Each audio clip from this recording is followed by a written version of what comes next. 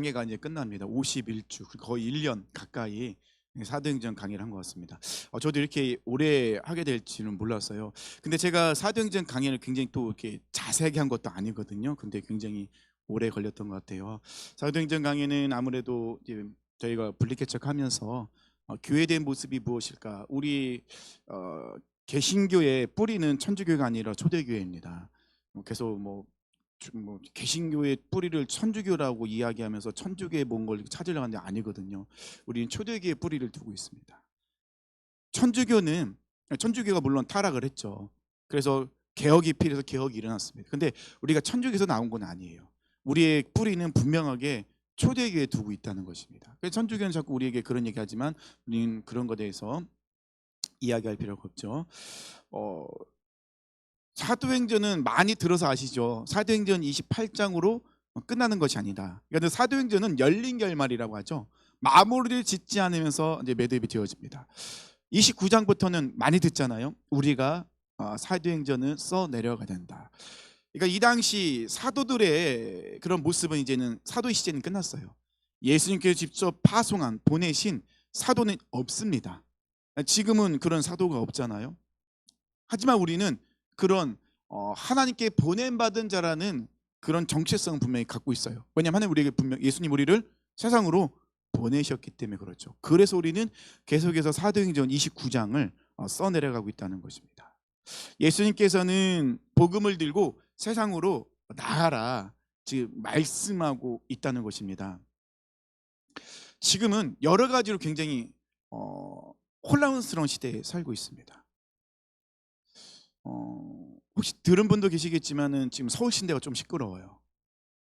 교수님 중 한 분이 유신론적 진화론을 좀 옹호하는 발언을 했대요. 제가 직접 들은 거는 아닌데, 그러니까 유신론적 이 진화론인 것은 신이 무엇인가를 만들었지만 저도 명확한 걸 이렇게 이야기를 할 수 있는 상황은 아닌데 좀 저도 공부를 해야 될 필요가 있는데, 진화라는 것은 이제 그 과학자들이 주장하는 그런 부분이잖아요.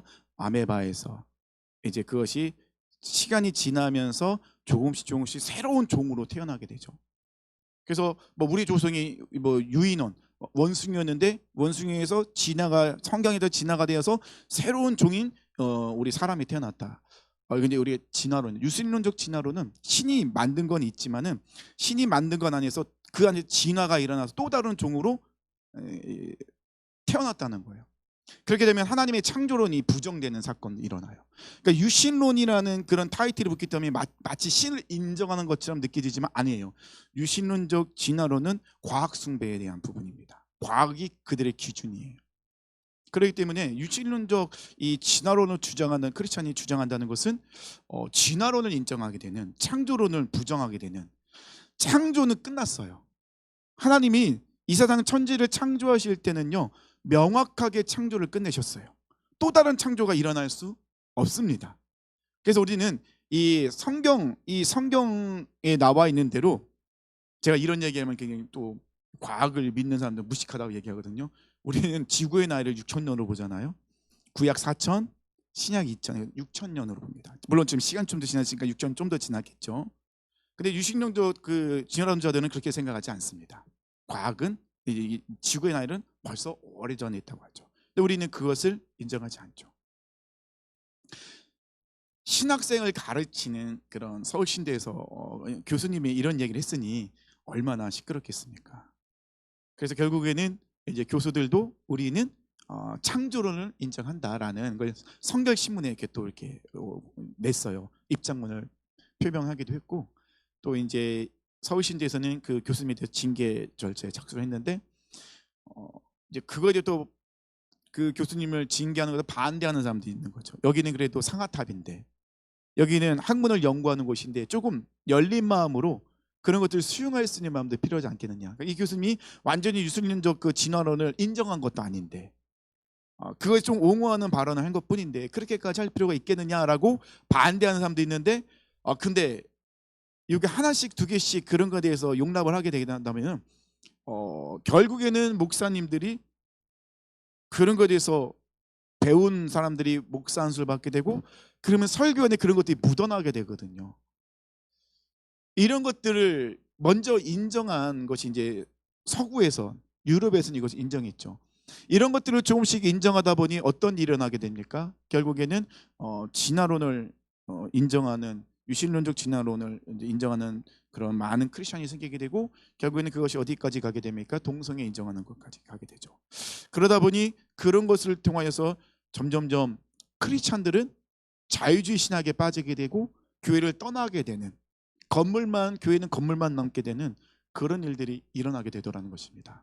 그러니까 이 시대일수록 우리는 약간 보수적인 그런 성향의 신앙을 가질 필요가 있어요. 답답하긴 하죠. 대화가 안 되니까. 지금은 화성으로 지금 탐사선을 보내고 이제 막 화성에, 그것에 우리가 살 수 있는 공간을 만들겠다고 그 과학이 발달되어 있는 그런 시대 속에서 우리가 주장하는 건 정말로 비과학적인 것을 이야기하고 있다고 이야기합니다. 그런데 과학은 진리가 아니에요. 과학은 기준이 아니에요. 근데 자꾸 사람들은 과학을 진리처럼, 그다음에 과학이 기준인 것처럼 이야기합니다. 과학적으로 증명되면 그게 정말로 모든 것인 것처럼 이야기를 하거든요. 근데 과학으로 증명할 수 없는 일이 더 많아요. 그러면 이걸 어떻게 설명하겠습니까? 그러면 과학자들도 얼버무려요. 이런 게 과학이거든요. 과학은 진리도 아니고 기준도 아니에요. 과학적으로 증명됐다고 그것이 모든 것이 아니라는 것입니다. 그렇기 때문에 우리는 이 시대 속에서 조금 더 확실하게 신앙을, 그다음에 이 성경을 바라보는 믿음, 눈이 필요하다는 것이죠. 오늘 본문 말씀에서 이제는 사도 바울의 시간도 끝나가고 있습니다. 이제 마지막이죠. 그런데 사도 바울은요, 마지막까지 그토록 바라던 로마에 갔는데, 로마에 가서도 사도 바울이 가장 먼저 한 것이 있죠. 무엇을 했습니까? 여전히 유대인들에게 복음을 전하고 있었다는 것입니다. 사도 바울은요, 스데반 집사가 순교한 이후로 스데반 집사의 그 복음 전함의 바톤을 이어받아서 사도 바울이 복음을 전하게 됩니다. 사도 바울은 스데반 집사의 순교 이후로 그 전에는 넓은 길을 가는 사람이었어요. 나름대로 넓은 길에서 성공이 보장되어 있는 사람이었죠. 그런데 스데반 집사 순교 이후에 다메섹에서 예수님을 만난 후 사도 바울은 넓은 길에서 좁은 좁은 문으로 들어갑니다. 그리고 이 사도 바울은 이 좁은 길로 가는 것이 진리다라고 이야기한다는 것으로 유대인들에게 공격을 당하고 또 감옥에 갇히게 되죠. 지금 사도 바울이 로마에 죄인으로 온 것은 다 유대인 때문에 그래요. 고발당해서 이 로마까지 왔잖아요. 물론 하나님께서 이 사도 바울에게 사명을 주셨죠. 너는 로마에 가서 그것을 복음을 전해낸다. 황제에게 가서도 복음을 전해낸다. 그런 사명을 주셨지만, 그래도 유대인들만큼 사도 바울을 미워하고 죽이려 했던 사람들은 없어요. 유대인들은 진짜 막 금식하면서 결사대를 조직해서 사도 바울을 죽이려 했다는 것입니다. 사도 바울은 유대인들에게 얼마나 핍박당하고 또 매질도 당하고 돌에 맞기도 하고 얼마나 많은 핍박과 고난과 어려움을 당했습니까? 그런데 그런 상황 속에서도 사도 바울은 유대인들을 미워하지 않아요. 참 대단한 것 같아요. 그 정도면은 이 사도 바울도 그냥 신발에 먼지를 털어버리고 너희들하고는 구원 상관없다고 뛰돌아서도 되거든요. 근데 사도 바울은 그렇게 하지 않아요. 사도 바울은 그런 유대인들이 자신을 미워하는 속에서도 끝까지 그들을 품습니다. 어떻게 되든지 유대인들이 돌이키기를 원하시는 거예요. 사도 바울이 분명히 복음이 이방인에게 전해지는 거 알고 있거든요. 이제 하나님께서 이방인에게 구원을 옮겼다는 걸 알고 있음에도 불구하고 사도 바울은 끝까지 포기하지 않고 유대인들에게 복음을 전하고 있습니다. 왜 그러냐 하면은 예수님께서 자기를 포기하지 않고 찾아오셨기 때문에 자기가 변화됐거든요. 그렇기 때문에 예수님의 마음을 그 누구보다 잘 알고 있기 때문에 사도 바울은 유대인을 포기할 수 없었어요. 예수님이 사도 바울을 포기했다면 사도 바울이 구원의 자리, 생명의 길로 갈 수 있었을까요? 못 갔죠. 사도 바울이 예수님을 얼마나 핍박했습니까? 예수를 믿는 초대교인들을 얼마나 핍박했습니까? 그런데 예수님은 사도 바울을 포기하지 않으셨어요. 그리고 예수님은 사도 바울을 만나 주셨어요. 사도 바울을 예수님이 만나 주셨을 때 예수님은 사도 바울에게 그 어떤 것도 물어보지 않으시고 사도 바울을 품어 주십니다. 이것을 예수님의 사랑, 그 예수님의 그 마음을 경험했기 때문에 사도 바울은 끝까지 유대인을 포기하지 않고 품고 가죠. 그러니까 이 사도 바울은 예수를 닮은 작은 예수였기 때문에, 그렇기 때문에 포기하지 않는 그런 모습으로 나갔다는 것입니다. 사도 바울 눈에는 저 넓은 길로 가장 빨리 달려가는 유대인을 볼 때 가슴이 너무 아팠던 거죠. 왜냐하면 자기의 모습이었거든요. 예수님이 예수님이 나를 만나 주시 않았으면 나도 저들과 똑같이 저 길을 가고 있었을 텐데. 저들과 나의 차이점은 하나밖에 없는 거예요. 예수님을 알고 있느냐 모르고 있느냐, 이거 하나밖에 차이가 없어요. 그래서 사도 바울은 영적인 눈으로 볼 때 그들은 심판의 길로 달려가고 있기 때문에 그들을 포기할 수 없었다는 것입니다. 바울은 진리이신 예수님이 없는 삶이 얼마나 공허했는지 알고 있어요. 율법으로 자신은 이 하나님께 무엇인가를 얻은 구원받은 자답게 살아가고 싶었어요. 하나님께 인정받고 싶었어요. 선민주의 사상으로 그늘 똘똘 뭉쳐서 그것으로 진정한 자유를 누리길 원했어요. 그런데 자유도 못 누리고 그의 마음은 늘 공허했다는 것입니다. 진리를 찾고 다녔는데, 그런데 알고 봤더니 자신이 가장 핍박하던 예수가 진리였어요. 그 예수님을, 진리신 예수를 만나고 나니 이 사도 바울은 얼마나 부끄럽기도 하고 수치스럽고 얼마나 죄책감에 빠져 있었겠습니까? 나는 하나님을 위해서 그렇게 열심히 달려갔는데 도리어 그것은 하나님을 대적하는 행위였으니 얼마나 하나님 앞에 서기에 부끄럽고 힘들었겠습니까? 근데 그 예수님이 이 사도 바울을 품어주셨잖아요. 그래서 예수님은 사도 바울에게 진정한 자유를 주셨어요. 그리고 사도 바울을 아름답게 다시 아름다운 그릇으로 다시 빚어주셨죠. 그리고 그는 진정한 평강을 누릴 수 있었다는 것입니다. 다른 사람들은 폭풍 속에서 다 두렵고 떨고 있을 때 오직 사도 바울만이 그 안에 평강을 누리고 있었어요.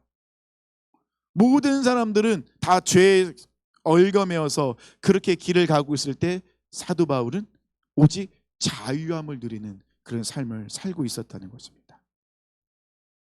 그래서 사도 바울은 로마에 도착해서도 유대인들을 초대하고 유대인들에게 계속 복음을 전하죠.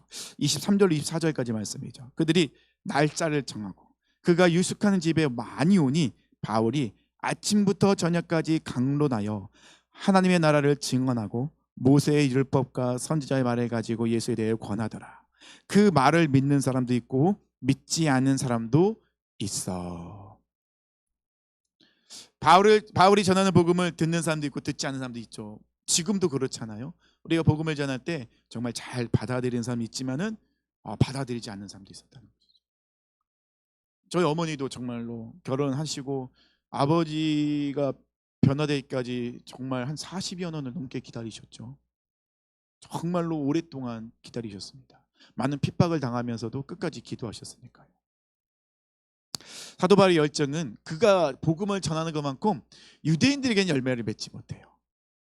어찌 보면 이 사도 바울은 최선 다해서 복음을 전했지만은 이사야가 선포한 그 예언의 말씀이 유대인들에게는 적용되지 않기를 원하는 말씀, 그런 생각을 갖고 있었을 것 같아요.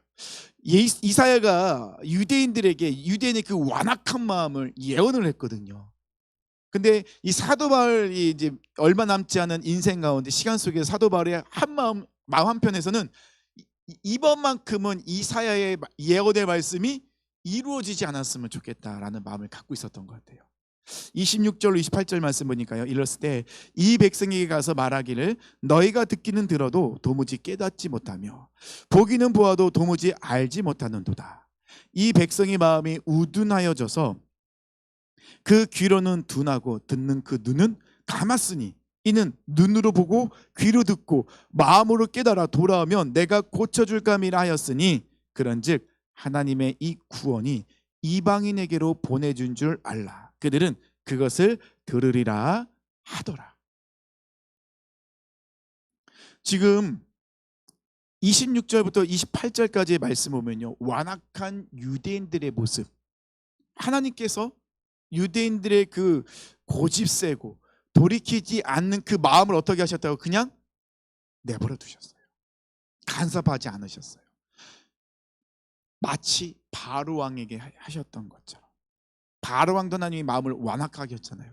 하나님이 바로 왕의 그 고집센 것을 그렇게 만드신 것이 아니라 바로 왕의 그 고집센 것, 하나님을 인정하지 않는 그 모든 마음을 그냥 내버려 두신 거예요. 간섭하지 않으시고 찾아가서 그 마음을 바꾸고 깨고 부서뜨리고 연단시키시고 그를 다시 세우시는 그 작업을 하지 않으셨어요.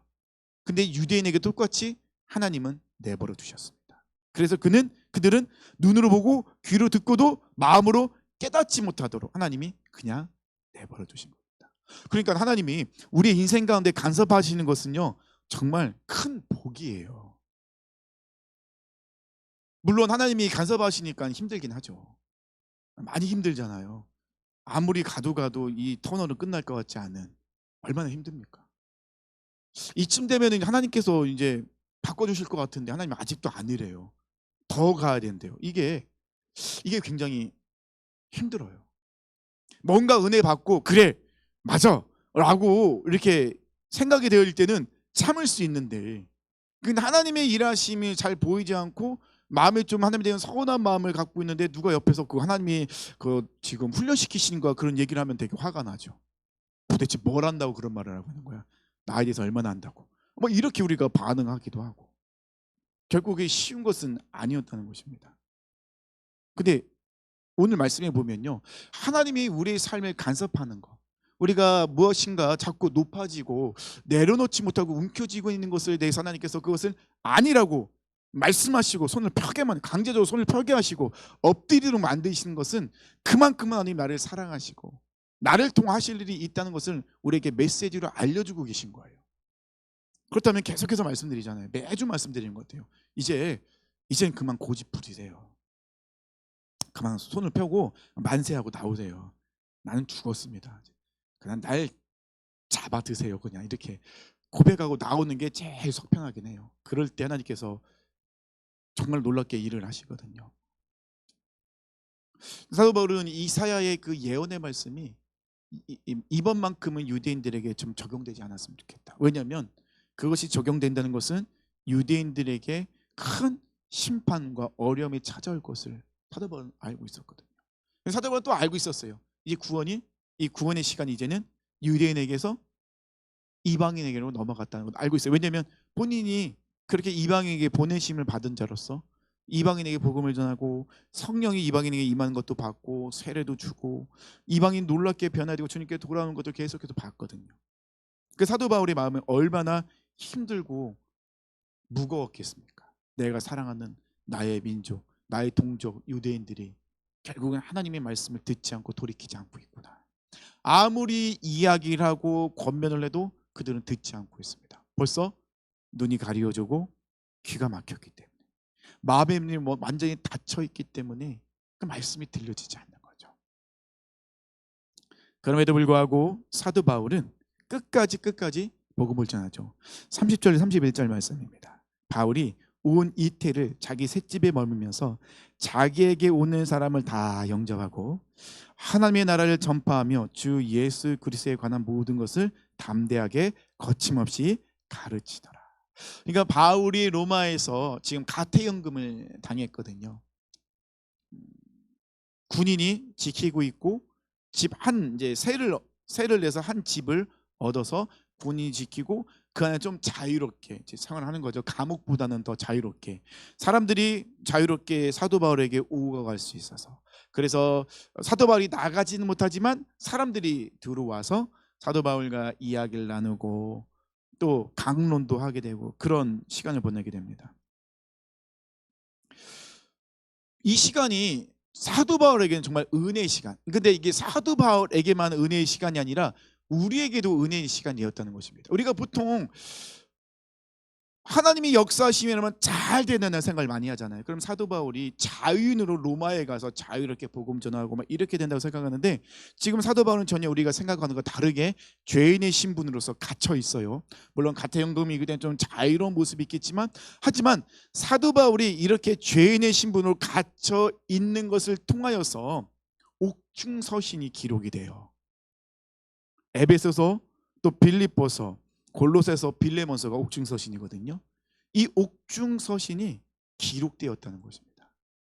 그러니까 사도 바울은 2년 동안에 이제 가택연금을 당하거든요. 그 2년 동안의 시간이 사도 바울은 그 어느 때보다 가장 바쁜 시간. 말씀 보세요. 낮에는 사람들이 계속 와서 사도 바울과 강론하는 거예요. 그들에게 끊임없이 복음을 전합니다.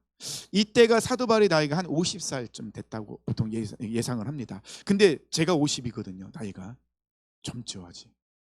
지금 50이면 굉장히 젊잖아요. 근데 당시 50이면 지금 한 70 정도라고 봐야 되지 않을까요? 먹는 것 그렇고 환경도 그렇고 모든 것이 지금만큼은 아니니까. 그만큼 근데 50이면은 평균 수명이 짧았던 시대니까 50이었으면 사도 바울도 굉장히 좀 버거운 건강이나 그다음에 체력도 버거운 그런 나이였음에도 불구하고 사도 바울은 정말 그 2년 동안 시간은 쉴 새 없이 그 시간을 보냅니다. 갇혀 있기 때문에 어디 가지 못하잖아요. 그러니 낮에는 복음을 전하고 또 강론하고 또 가르치고, 밤에는 무엇을 하겠습니까? 편지를 쓰는 거예요. 지금 여러 가지 사도 바울이 지나간 그 교회들이 굳건히 서 있는지를 소식을 듣고 그들에게 문제가 있으면은 글을 쓰는 거예요. 근데 이 글을 쓸 때 짧은 글이지만은 이 글을 쓰기 위해서 사도 바울이 얼마나 고민하고 기도하고 글을 다듬었겠습니까? 왜냐하면 마지막 서신이 될 수도 있기 때문에. 이 내가 직접 가지 못하지만 이 서신을 통하여서 사도 바울이 그 교회의 문제, 믿음 안에 굳건히 서지 못하는 성도들에게 믿음 안에 굳건히 설 것을, 교회가 어떤 것인지를 알려주기 위해서 에베소를 썼잖아요. 에베소 교회에 그것을 보내잖아요. 그러면 이 에베소서, 빌립보서, 골로새서, 빌레몬서는요 정말 사도 바울의 그 혼신의 모든 노력이 다 들어가 있는 거예요. 그러니까는 사도 바울은 밤에는 글을 쓰고 낮에는 복음을 전하고 얼마나 바쁘게 그 시간을 보내는지 모릅니다. 그런데 그 시간을 통하여서 신약 성경이 만들어지게 되는 거죠. 우리가 인간적으로 생각할 때는 사도 바울은 복음을 전한 것 때문에 어려움을 당하고 있다고 생각하지만, 하지만 하나님 보시기에는 그 시간은 너무 은혜의 시간. 사도 바울은 하나님을 깊게 생각하고 경험하고 그것을 정리해서 기록하는 시간. 정말 완전히 집중해서 그 모든 것들을 하나하나 준비하는, 그런 써내려가는 시간이었다는 것입니다. 그래서 사도행전 이 마무리를 지면서 마무리를 짓는 그 단어가 있습니다. 어떤 단어죠? 주 예수 그리스도에 관한 모든 것을 담대하게 거침없이 가르치더라. 거침없이라는 단어를 쓰고 있다는 것입니다.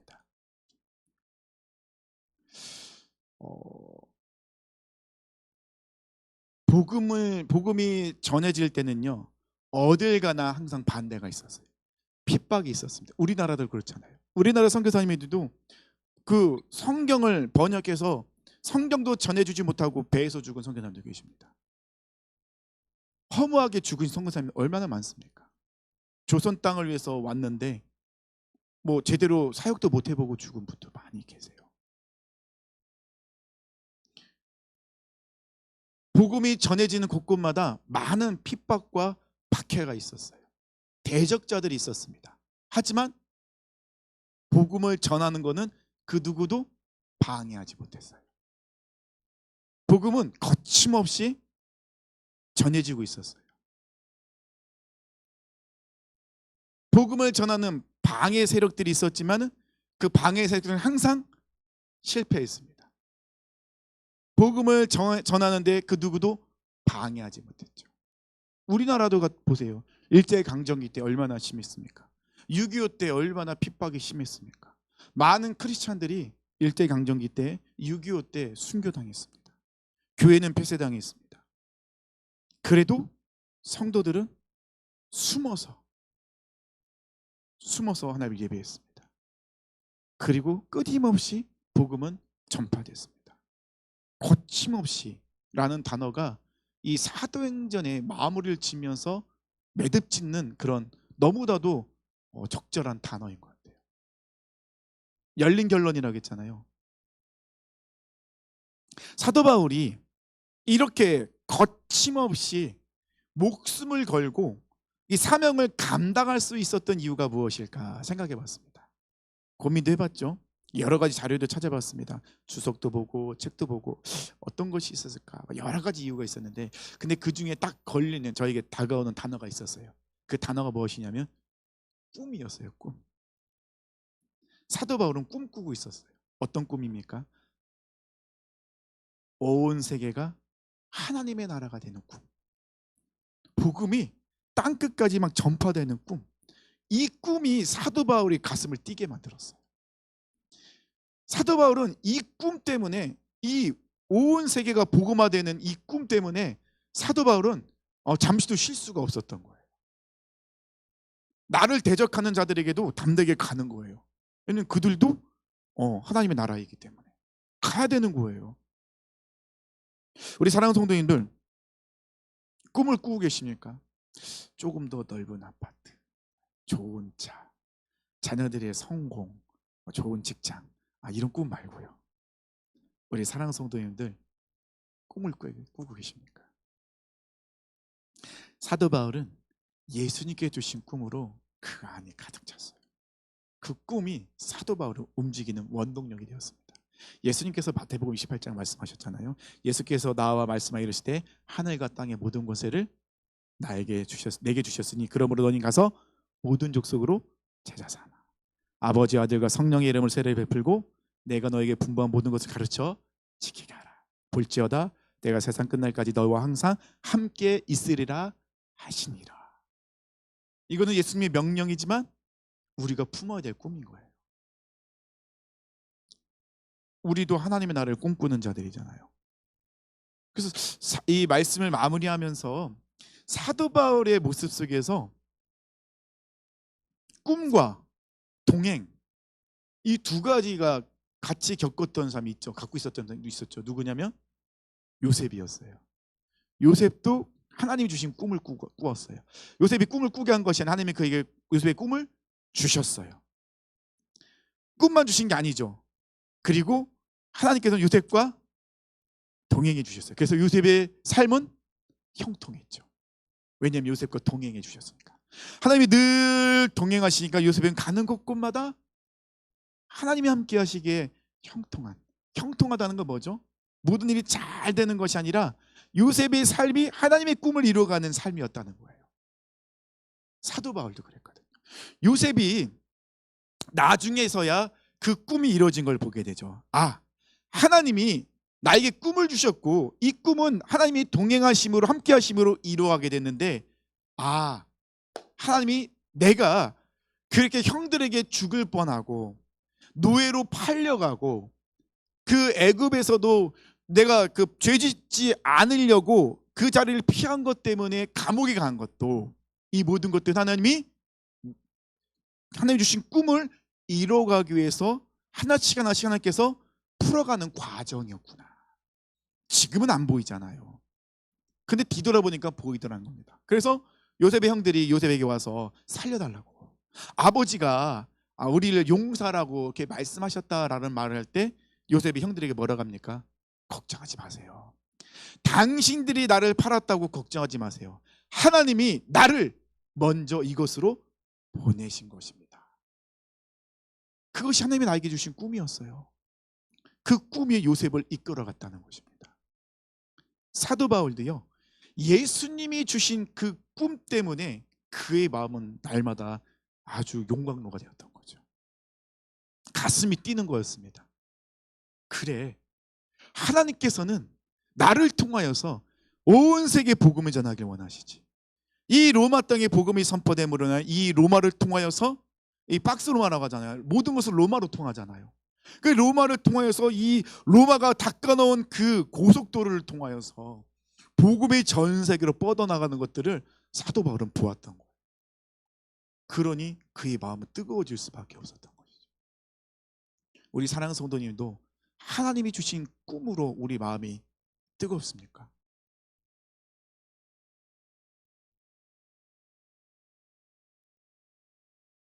예수님의 제자들이 꿈을 꾸었고요, 그 꿈은 초대교회 성도들에게 이어졌습니다. 그리고 그 꿈은 스데반 집사에게 이어졌죠. 스데반 집사에게 이어진 꿈은 누구에게 이어집니까? 사도 바울에게 이어집니다. 그리고 사도 바울에게 이어진 그 꿈은 어디까지 이르게 됩니까? 우리에게까지도 온 거예요. 우리도 사도 바울과 같이 예수님이 주신 꿈을 꾸는 사람들이에요. 그 꿈은 하나님께서 우리에게 주신 꿈이에요. 내가 꾸고 싶어 꾼 꿈이 아니라 하나님이 주신 꿈이라는 건 뭐죠? 하나님이 우리를 꿈꾸게 하셨기 때문에 하나님이 이루신다는 거예요. 우리가 순종하면, 우리가 그 꿈을 붙잡고 사도 바울처럼 그 꿈으로 우리 안에 열정이 일어난다면, 우리 마음이 뜨거워진다면 그 꿈은 우리를 통하여 계속 어떻게 합니까? 이어지게 되는 거예요. 주님이 주신 꿈꾸는 우리는 하나님의 사람들입니다. 하나님이 주신 꿈을 꾸게 하시고 하나님은 우리를 어디로 보내시죠? 세상으로 보내시는 거예요. 그 세상 한가운데서 우리는 하나님의 꿈을 꾸는 사람들이죠. 그러니 세상 전에 우리를 볼 때는 이해가 안 되죠.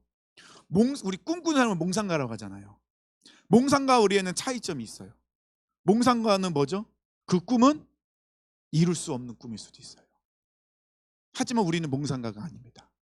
우리는 분명한 그 꿈을 주신 분은 하나님이시고, 우리는 진리 위에서 그 꿈을 꾸고, 하나님께서는 그 진리를 통하여 그 꿈을 우리를 통하여서 이루시겠다 말씀하셨어요.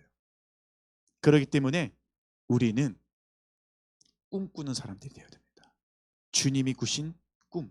그래서 우리는 사도행전 29장을 써내려갈 수 있는 거예요. 그 꿈이 없으면 우리가 어떻게 사도행전을 써내려갈 수 있습니까? 자녀를 키워봐서 아시잖아요. 꿈이 없는 아이들은요, 무엇을 해야 될지 모릅니다. 방황할 수밖에 없어요. 왜냐하면 무엇을 해야 될지 모르거든요. 꿈이 없으니까. 근데 꿈이 있는 아이들은 어떻게 하죠? 무엇을 해야 될지 알아요. 계획을 세웁니다. 절제합니다. 그리고 준비합니다. 우리가 하나님의 꿈을 꾸는 사람들입니다. 그 꿈을 꾸는 자로서 사도행전 29장을 써내려가라고 하나님 우리에게 명령하셨습니다. 이제는 그러기 때문에 우리는 세상에서 말씀을 살아내는 사람이 되어야 돼요. 몽상가가 되지 않기 위해서는 우리는 말씀을 세상 가운데 살아내야 된다는 것입니다. 자, 그러면 사도행전을 마무리하겠습니다. 사도행전은요, 사도들이 삶의 모습을 우리에게 정확하게 보여주셨어요. 꿈꾸는 사도들, 하나님, 주님이 주신 꿈을 꾸는 사도들의 모습이 어떤 모습이었는가?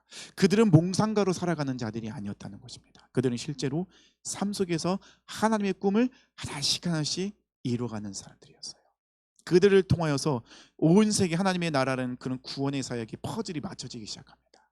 우리도 그런 퍼즐의 한 조각이죠. 우리가 그 자리로 들어가야 하나님의 그 큰 그림은 완성이 되는 거예요. 첫째, 사도들의 삶의 모습은요, 가장 중요한 거죠. 하나님의 말씀을 살아냈다. 가장 핵심입니다. 사도들은요, 사도들이 말씀을 살아내지 않으면 그들은 몽상가예요. 하지만 하나님의 말씀을 삶 속에 살아냈기 때문에 그들은 정말 하나님 주신 꿈을 이루는 그 퍼즐을 맞히는 자들이 될 수 있었다는 것입니다. 두 번째는요, 전에도 말씀드렸지만 하나님을 나에게 맞추는 것이 아니라 나를 하나님께 맞추는 자들. 하나님께서 내 뜻을 이루어주시는 것이 아니라 내가 하나님의 뜻을 이루어가는 그런 생각을 갖고 삶을 살았어요. 근데 우리는 반대의 삶을 살 때가 너무 많잖아요. 계속해서 하나님께 이야기하죠. 나에게 맞춰달라고. 그런데 사도들은 아니죠. 하나님께 자신을 맞췄어요. 우리는 기도할 때 많이 하잖아요. 하나님 내 뜻을 이루어달라고. 아니요. 사도들은요, 하나님의 뜻을 이루어가는 사람들이었습니다. 그러기 때문에 그들은 몽상가가 아니라 주님의 그런 주님의 꿈을 이루어가는 삶이 될 수 있었다는 것이죠. 그리고 세 번째, 지금 말씀드리죠. 주님이 주신 꿈으로 살아가는 자들. 그 꿈이 있었기 때문에 그들은 계속해서 에너지를 얻을 수 있었고 또 열정을 가지고 일어날 수 있었다는 것이죠. 그렇게 주님의 꿈을 꾸는 자들에게 하나님은 뭐라고 말씀하셨습니까? 내가 너희와 함께 하겠다. 내가 너희를 도와줄 또 다른 보혜사를 보내주겠다. 성령님을 보내주셨잖아요. 주님의 꿈을 꾸는 사람들에게 성령님이 임하십니다. 그리고 성령님이 그들의 모든 것들을 이끌어 가시죠. 왜요? 그 꿈을 이뤄갈 수 있도록 역사하시니까요. 마지막으로는요, 주님께 보냄받은 자라는 정체성에서 세상 가운데 진짜 그리스도인으로 살아갑니다. 사도 바울, 아그리빠 왕이 사도 바울에게 뭐라고 합니까? 네가 나를 그리스도인 되게 하려느냐. 세상 사람들이 인정하는 그리스도인이었다는 거죠. 그리스도인은 다르다는 걸 알고 있었는데 예수에 미쳐있는, 예수의 꿈을 꾸고 있는, 그 꿈을 말씀으로 살아내고 있는 이 사도 바울의 모습을 보면서 아그리빠 왕이 세상 그 권세자가 사도 바울 향하여서 너는 그리스도인이구나 라고 인정하잖아요. 그럼 우리는 세상 가운데 진짜 그리스도인으로 살아가야 돼요. 종교인이 아니라. 많은 종교인이 있지만 우리는 그런 종교인이 아닌 진짜 그리스도인으로 살아가야 됩니다. 이것이 바로 사도행전을 마무리하면서 우리가 사도행전 29장을 기록해야 될 우리의 모습이죠. 사도들의 모습, 우리가 닮아야 될 사도들의 모습, 우리가 살아나야 될 우리의 삶의 모습이라는 것입니다. 사랑하는 성도님들, 주님께서 주신 꿈을 꾸는 사람으로 살아갔으면 좋겠습니다. 그리고 몽상가로 살아가지 마시고 말씀을 살아내므로 인하여서 그 꿈을 이뤄드리기를 원합니다. 근데 그 꿈을 이뤄드리기 위해서는 우리는 새로운 그릇으로 빚어져야 돼요. 옛것은 지나갔고 새 것이 되었기 때문에 새로운 사람이 되기 위해서는요, 우리 안에 있는 그런 불순물들 다 제거해야 됩니다. 죄, 욕심, 교만, 나태함, 게으름, 내가 여전히 붙잡고 있는 것들, 자녀, 물질, 건강, 직장, 지식, 지위, 나도 모르게 붙잡고 있는 그 모든 것들을 다 내려놔야지만이 주님이 주신 꿈이 보이게 됩니다. 죽어야지만 사는 신앙의 역설이 바로 여기 있다는 것입니다. 이제 마무리하면서 우리 사랑하는 성도님들, 우리는 보내심을 받은 자입니다.